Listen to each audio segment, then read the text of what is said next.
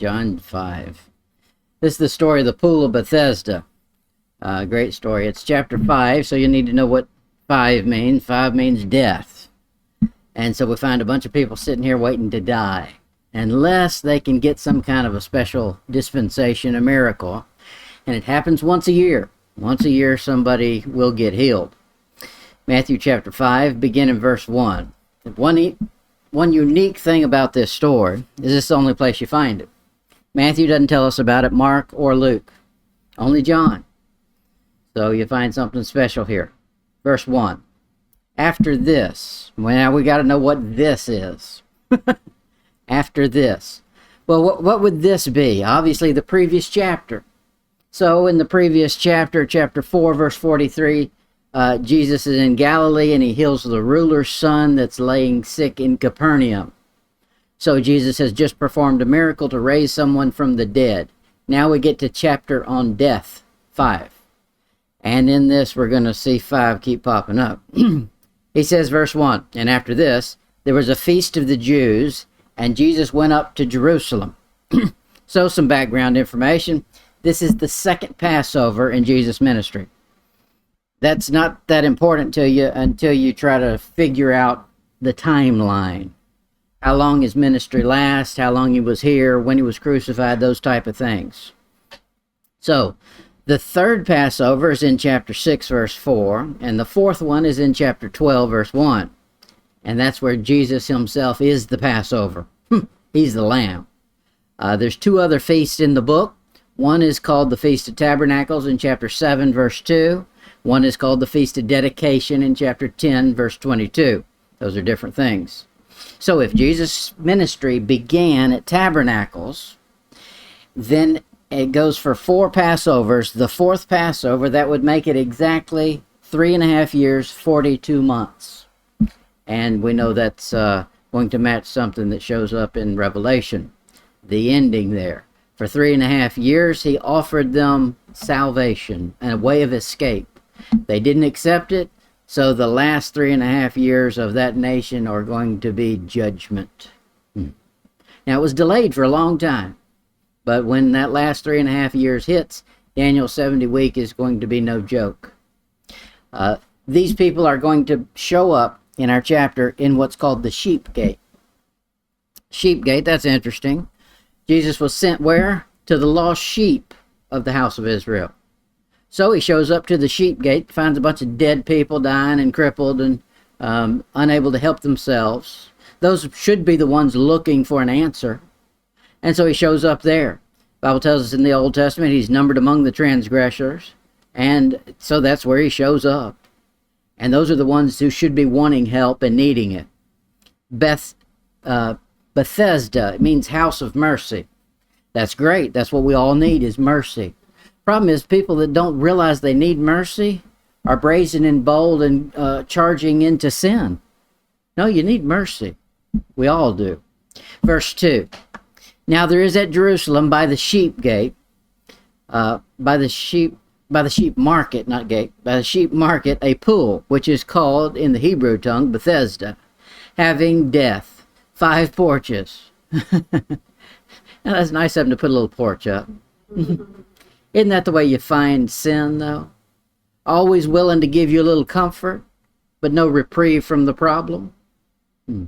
Sin always gives you comfort.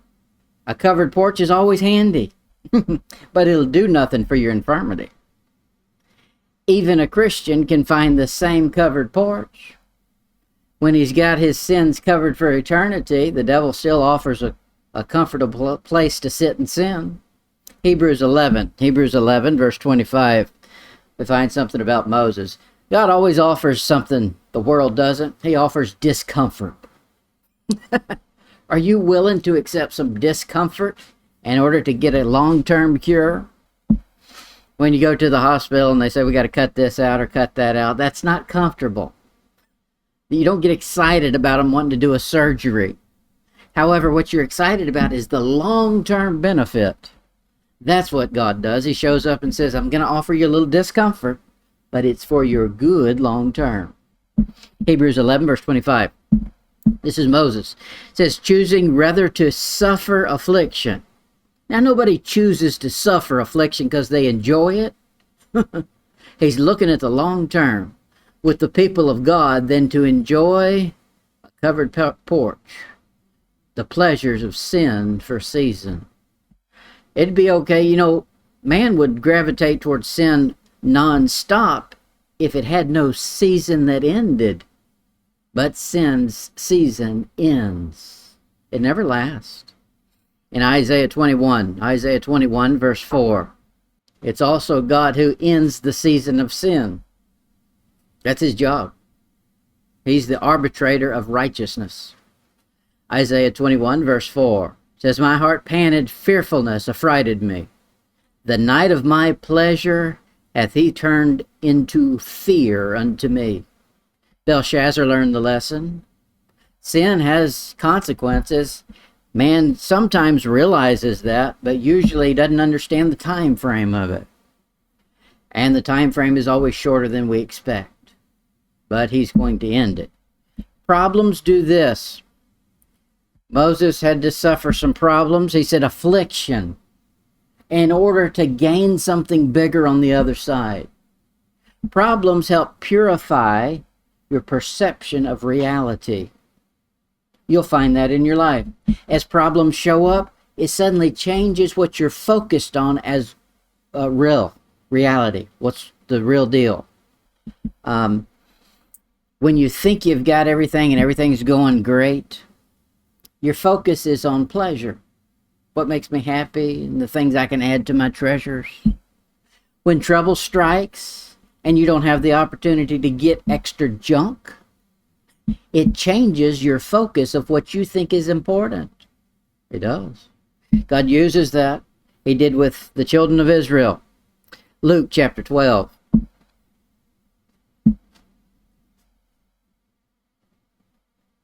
Luke chapter 12, verse 19. It'd be better to suffer affliction with the people of God than to have this said to you. Luke 12, verse 19. And I will say to my soul, Soul, thou hast much goods laid up for many years. Take thine ease, eat, drink, and be merry. That's America. But God saith unto him, Thou fool, this night shall thy soul be required of thee. Then who shall those things be which thou hast provided? You did a bunch of hard work in order to provide you something. Now, the focus would have been different had he worked hard to provide it for someone else. Then when he left, the someone else would have still been there. But he was focused on the man in the mirror only. Revelation 18. Revelation 18, verse 7. God is still mad at Babylon and Jezebel, and you'll find some of his enemies that last forever. The devil, death, and hell last forever, and he's always angry with it. Revelation 8, verse 7. How much she hath glorified herself and lived deliciously. So much torment and sorrow give her. For she hath said in her heart, I sit a queen, and am no widow, and shall see no sorrow. That's almost shaking your fist in God's face is what that is. I determined my end. That was one of the problems in America, is that we started thinking that we could pull ourselves up by our own bootstraps. The can-do attitude. Well, you can't do what God won't let you. Isaiah 47. Isaiah 47, verse 8. Therefore hear now this, thou that art given to pleasures, that dwellest carelessly, that saith in thy heart, I am, and none else beside me. I shall not sit as a widow. Sounds like something we've already read. Neither shall I know the loss of children. Ooh, you want to bet? God says, well, let me tell you the future. Verse 9. But these two things shall come to thee in a moment. In one day, the loss of children and widowhood. They shall come upon thee in their perfection. Perfection? Yeah, problems are intended to perfect you or to complete you. Here it's complete destruction because they've determined a path. For the multitude of thy sorceries, for the great abundance of thine enchantments. All right, let's get back to our passage before we start the preaching. John 5, verse 3. John 5, verse 3. He says, in these, what's the these? The sick people that are sitting at the sheep gate there, the sheep market. In these lay a great multitude of impotent folk. Okay, what's impotent mean? Oh, just keep reading, he'll tell you. Of blind, halt, withered, waiting for the moving of the water. We don't view ourselves as impotent, but we should always be impotent. We're always waiting on God to do something. You don't go do it. You wait till he's doing something and you join the party. You should.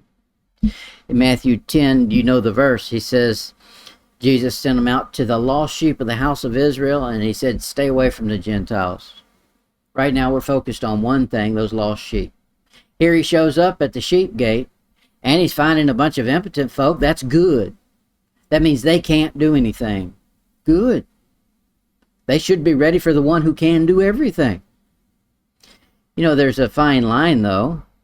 This man he's going to talk to doesn't even want to accept a handout. You know, sometimes poor people can be very stubborn. You've got to learn both to abound and to be abased. You've got to be able to be humble and accept, and you've got to be able to give. Both of those are something that have to be learned. Here he's going to show up to this man. Look at John 1:11. It says he came to his own. Those are the sheep. His brethren, the Jews, came to his own, and his own received him not. That's John 1:11. Here he's going to come to his own. I think it's interesting he only picks out one person out of the crowd. They were all impotent. They were all lost sheep. They all needed something. They were waiting on a supernatural appearance. Well, there it is. Must have been something special about this man. He says, but as many as received him, to them gave he the power to become the sons of God, even to them that believed on his name. Now, there must have been something in this man that had been crying out for God, no doubt. And he shows up. Although it's not the God he was expecting. Man wants an answer, but he wants the answer that he's determined. Sometimes God's answer shows up in a way that we don't realize. John 5, verse 4. For an angel went down at a certain season into the pool and troubled the water. I just get a kick out of that. You would think it would not be trouble that shows up. When the angel comes down to give deliverance, you know what comes with him? Trouble. He troubled the water. He didn't show up and make peace and calm. He didn't send a sweet spirit in the place. A little different than we would have imagined. He troubles the water. Whosoever then, after the troubling of the water, stepped in. Ooh, they got to be brave. Could you imagine that? You're sitting at a calm pool. All of a sudden, the water goes crazy. And then you're going to go jump in that? Okay. A lot of times, that's the way our life is. God says, this is the plan I got for you, and it's going to look like trouble. Jump in. Both feet. And you've got to. He says, the first after the troubling of the water stepped in was made whole of whatsoever disease he had. Verse 5. And a certain man was there which had an infirmity 38 years. A long time. 38 years. Whew. Verse 6. When Jesus saw him lie. Now that's man. Let God be true and every man a liar. Now that's not the lie he meant. He meant laying. When Jesus saw him lie, and knew that he had been now a long time in that case. Okay, where is he? He's laying up under the porch. He's under a covered patio. He's sitting there, and he's been sitting there for 38 years. I think it's time to move on, do something. After 38 years, if nothing's happened, roll over closer to the water. He's been in one spot. That's not good. He said unto him, wilt thou be made whole?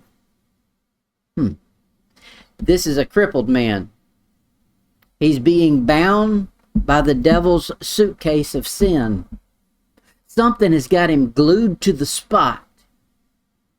Now, Jesus is going to show up at the end of this and tell him the problem was sin. The problem wasn't that he just had an accident and was crippled. The problem was sin. Jesus heals him and he says, don't sin again. Therefore, the problem to begin with was sin.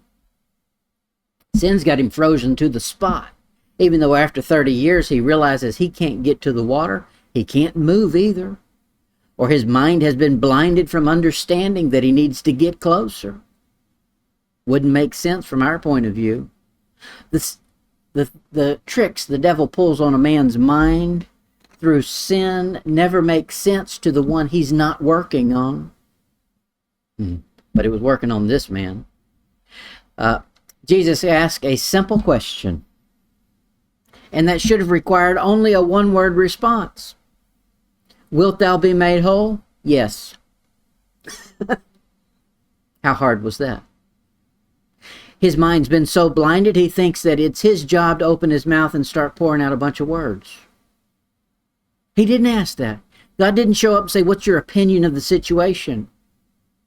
How can I help you? What's the social justice that we can render in this situation? No, it's not what he asked.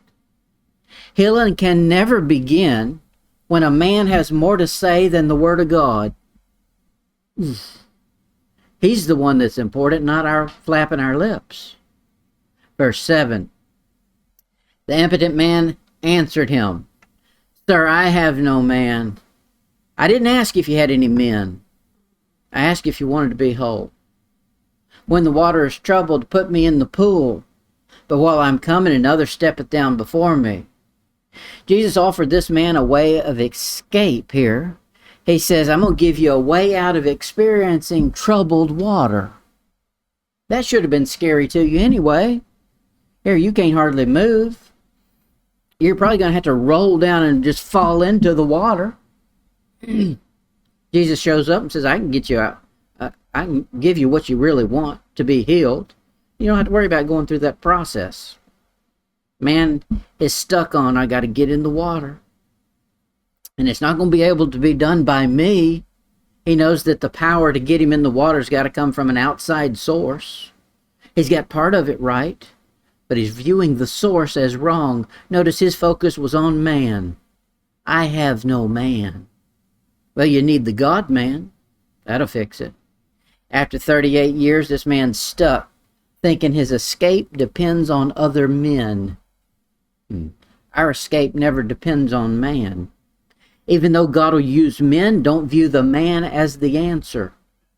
God is the answer who moves on men to do. And sometimes he'll not use any man. In this case, it was not another man. It's going to be God. He says, while I'm coming, another steppeth down before me. He's too addicted to the convenience of the covered porch to get close enough to already be the first in line. Why would you go back and play the game fair? This is life and death. What are you asking all the other people how they think you ought to do it? I mean, I think I'd jump in the pool right after the first one got in there and stay all year. Then I'm there first. Maybe he was too scared about what others would think. You know, it's not right if I get in here first and they haven't had a chance and we all start at the same starting baloney. When it's life or death, you and God, you better jump in whole hog. Verse 8. John 5, verse 8. Jesus saith unto him, Arise, take up thy bed, and walk. Now I like this. Of course, I like every word of it, but verse 9. And immediately the man was made whole. That's salvation right there. It's immediate. In our age, you don't wait on anything. You don't have to wait for eons. You don't have to wait to eternity to find out. It's immediate. Now, our problem is sometimes we don't recognize the immediate. But the immediate was done. The man hadn't made one step yet. He's not even tried to stand yet. He's not tried to roll up his bed and start walking. The Bible has declared it when Jesus made the word stand up and walk, immediately before he stood up, he was healed, whether he knew it or not. It says, immediately the man was made whole and took up his bread and walked. Uh-oh. Now, isn't this the way God does it? And on the same day was the Sabbath. He's already done it completely different than the system where the man is sitting. The man didn't have to get in the water. 2 of them got healed that year. Whoever the first one was to jump in got healed. But this man did too. He's already jumped the line or cut the line or whatever. He ignored the line. And he's been made whole. And now he's going to break the arch rule for the Jew at this time. He's going to take off walking on the Sabbath. Whew. Wow. He's going to make some people mad. He already made those boys sitting under the porch mad. Now he's going to go make the bigwigs in the city, the priests, mad. Verse 10. The Jews therefore said unto him that was cured, It is the Sabbath day. It is not lawful for thee to carry thy bed. Now that's just like the tradition of men. Man wants to say, I know Jesus did something for you. I know you just got something out of the Bible. You heard God talking. But it's not like what you thought.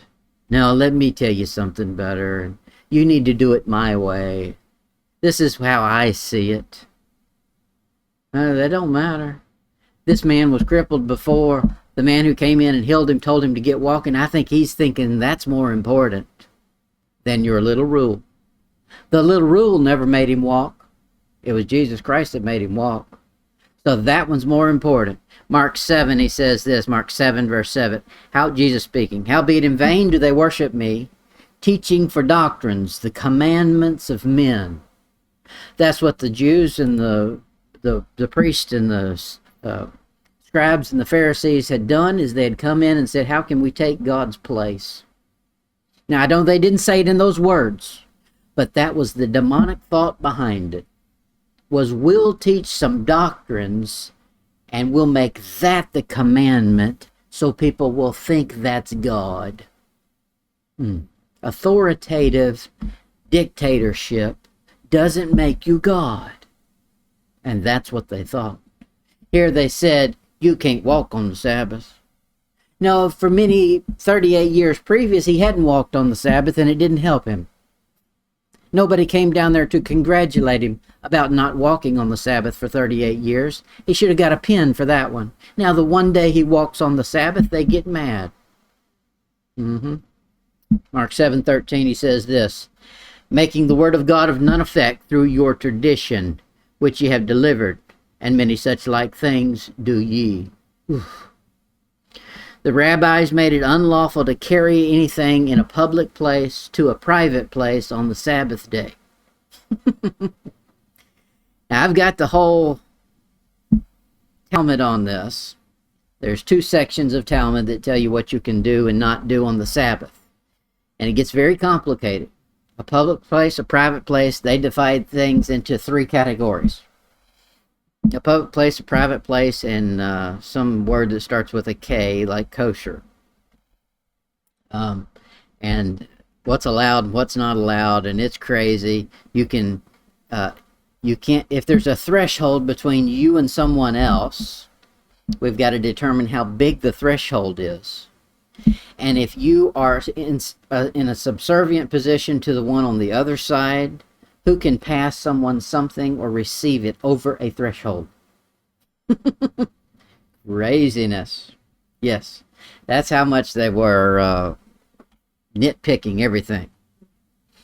Look at, here's their verse that they would use. Now, of course, they know Bible. Hello. The Jews have memorized more Bible than we've ever thought of memorizing. Jeremiah 17, verse 22. Jeremiah 17, verse 22. Let's get their cross-reference for doing this.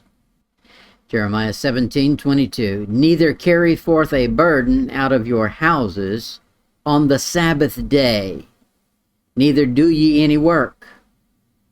And so now the scribes and the Pharisees have come in and said, we've got some Bible right here. It says don't work and don't carry anything on the Sabbath day.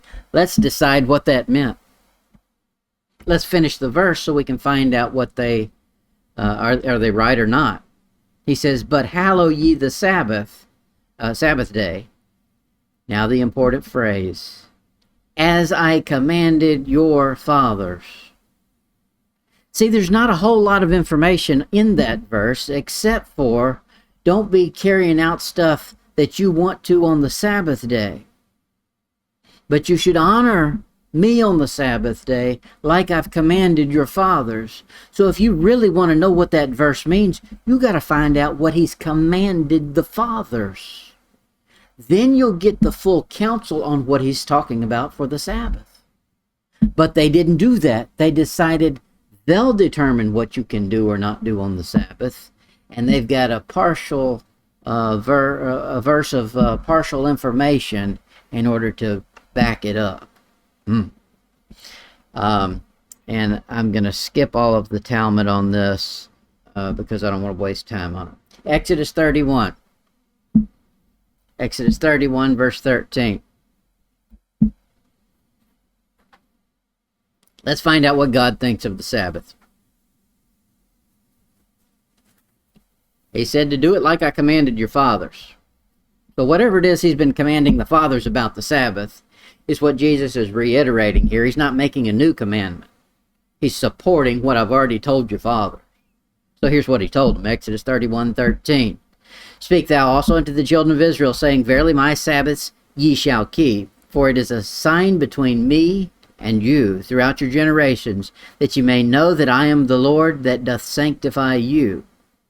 Ye shall keep the Sabbath, therefore it is holy unto you. Every one that defileth it shall surely be put to death. For whosoever doeth any work therein, that soul shall be cut off from among his people. 6 days may carrying things back and forth. No, here's where he identifies it. 6 days may work be done. He's talking about labor. But in the seventh is the Sabbath of rest. Rest of what? Rest from labor. Your normal work. He says rest. Holy to the Lord. Whosoever doeth any work on the Sabbath day, he shall surely be put to death. I think he's a little serious about it. Death penalty. Verse 16. Wherefore the children of Israel shall keep the Sabbath, to observe the Sabbath throughout their generations for perpetual covenant. Verse 17. It shall be a sign between me and the children of Israel forever. In 6 days the Lord made heaven and earth, and on the seventh day he rested and was refreshed. Now, we know God's very particular about his pictures. That's what he's telling the nation of Israel right here. I'm the creator. You're going to mimic what I did. You're going to work not a 5-day, 40-hour work week. You're going to work a 6-day, 1,000-hour work week. But on that seventh day, it's going to be a day off. And he says, I'll refresh you just like what I did. That's the picture. One day, the Sabbath. And that day is supposed to be set in stone. It's supposed to be a picture for the rest of the world. He didn't say, I'm going to explain every minute detail about this to you. He said, no, this is what you're going to do. It's not till we get to the New Testament we can start putting the pieces together and figuring all these things out. Moses was not told, there's a picture that I'm building with this rock and water coming out thing. No, the second he did it wrong, God said, that's it, you're done. You must die. I know you didn't understand. I didn't expect you to understand. I expected you to obey. Wow. That's the way it is. Deuteronomy 5. Deuteronomy 5, verse 12. Sabbath day again. Keep the Sabbath day to sanctify it, as the Lord thy God hath commanded thee. 6 days thou shalt labor and do all thy work. So it's not about what's convenient. It's not about walking over to your neighbor to help your neighbor or to move something across the threshold. It's about work. It's about making a living. He says, you do that on the other 6 days.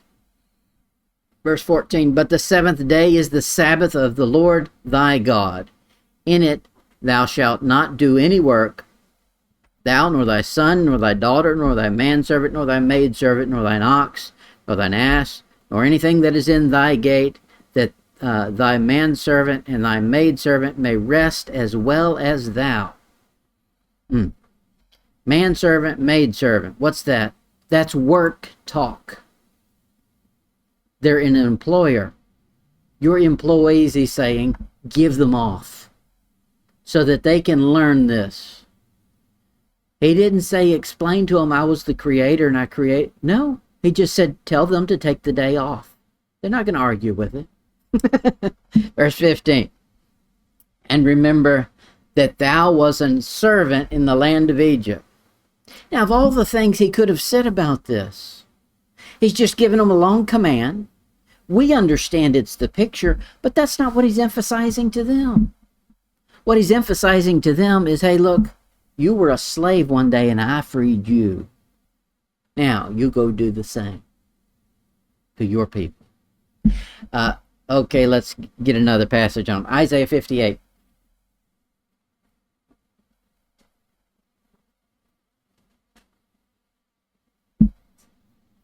Isaiah 58:13. He says, if thou turn away thy foot from the Sabbath, from doing thy pleasure on my holy day. Now, that's something completely different. Previous to this, we've learned the Sabbath is about don't do your work. Don't be trying to make a living on my day, on God's day. Now he goes one step farther, and he says, don't be using this day as a self-pleasure day. You know, the modern vernacular is, I'm going to take a me day. No, do what? Sunday fun day? Yeah. Yeah, that's the modern way of thinking. God's saying, no, this is my day. God's taking the me day. That means you ain't got one. That's what he's saying. From doing thy pleasure on my holy day, and call the Sabbath a delight, the holy of the Lord honorable, and thou shalt honor him, not doing thine own ways, nor finding thine own pleasure, nor speaking thine own words. Wow. You see how strict it was? I don't see any scribes and Pharisees reinforcing this one. Speak only Bible. This is a day to memorize Scripture. This is a day to forsake anything that is your pleasure. He said something in there. Let me find it.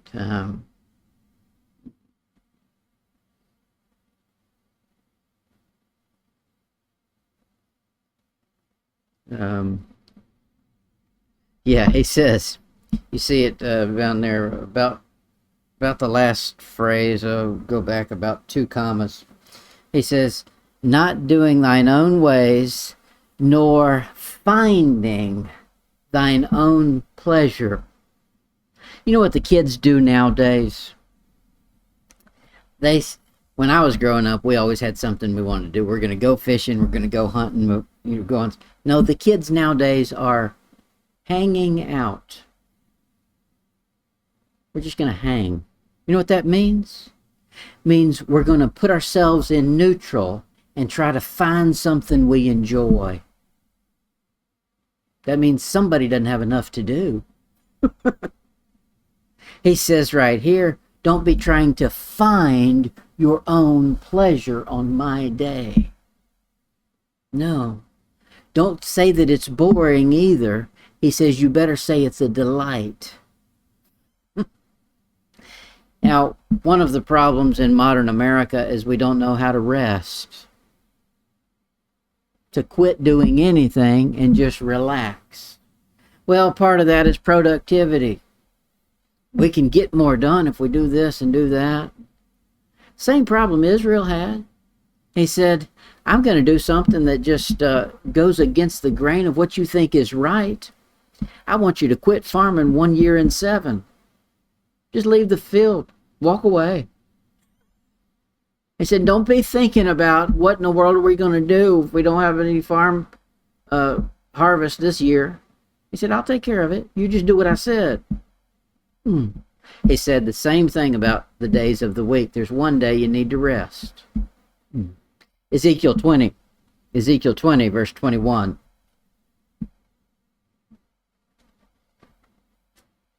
Ezekiel 20, verse 21. Notwithstanding the children rebelled against me. They walked not in my statutes, neither kept my judgment to do them.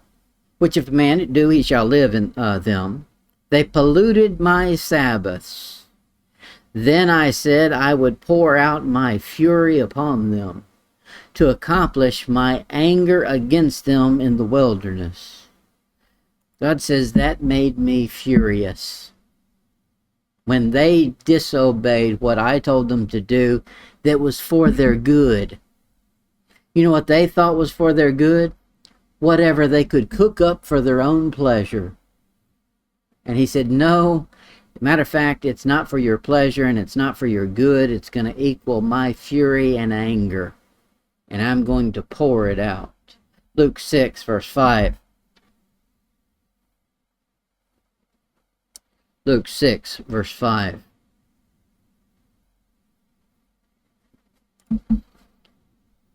We've seen the whole Old Testament system, you can probably find more verses on it, but we've seen a bunch of verses on it. The Sabbath day is God's. That's his day. So when he comes up to the earth, or comes down to the earth, and decides to heal somebody, wouldn't it be natural for him to do it on his day? The Sabbath? Of course it would. But they're not thinking that, because they don't really want him to be God in the flesh. Luke 6, verse 5. And he said unto them that the Son of Man is Lord also of the Sabbath. No human could show up saying that. We've seen what the Bible has to say about the Sabbath. If a man shows up and says, I'm the Lord of the Sabbath, he's saying, I'm God in the flesh. Now, if that wasn't enough, there's 5 times that God does healings on the Sabbath. That 5 has showed up again. The man with the crippled hand in Mark 3, the afflicted woman in Luke 13, the crippled man with dropsy in Luke 14, and then, of course, the man we've just read about in chapter 5 of John, the man born blind in chapter 9 of John. That's 5 times he's going to heal on the Sabbath. He's going to kill their exaltation of human worship. John 5, verse 11. The man has been confronted by the religious scribes and the Pharisees, and they say, we know the rules and we know what's right. You don't. 5:11. He answered them, he that made me whole. Obviously wasn't you. The same said to me, take up thy bed and walk. You've not done anything for me. Why would I bend any of your rules? The one who freed me said, do this. Game over. Verse 12. Then asked they him, what man is that which said to thee, take up thy bed and walk? Yes, obviously they don't know him. Verse 13. And he said, and he that was healed wist not who it was, for Jesus had conveyed himself away, a multitude being in that place. Afterward, verse 14, afterward Jesus findeth him in the temple. Now, this is odd. The people running the temple are the ones who were just telling him, you've been doing no-nos. Those are bad things. Obviously, he's not in this temple to worship them. The temple was the place they worshiped God. And this man could decipher the difference between the leadership that's in error and the place God told him to be. So he's in the right spot. He knows the leadership is wrong, and he knows what they're telling him is wrong, but he knows he's supposed to be here, and he's going to be here. Doesn't have to all make sense. It just has to be the next step in the process. And he said unto him, Behold, thou art made whole. Sin no more, lest a worse thing come upon thee. So Jesus shows up and says, sin was the issue. I've made you whole from that. Don't regress, or else you'll think that that was a picnic in the park compared to what's coming. This man's infirmity was sin-connected. In Romans 1 verse 27 he says this, And likewise also these men leave the natural use of the woman, burned in their lust one toward another, men with men working that which is unseemly. Sunday school's over. And receiving in themselves that recompense of their error, which was meet. That is, God's already got things set up so that the flesh contains within itself the ability to curse itself. It was already in them. God just brought it forth. Sin, he says, when it's conceived, brings forth this and that. That is, it's already in you. Something just needs to bring it out. Chapter 5, verse 15 of John. The man departed and told the Jews that it was Jesus which made him whole. Now that's the best way to leave. He left town and says, Jesus is what you're looking for. The last word this man speaks is the right one, Jesus. That's the exaltation right there that ought to be.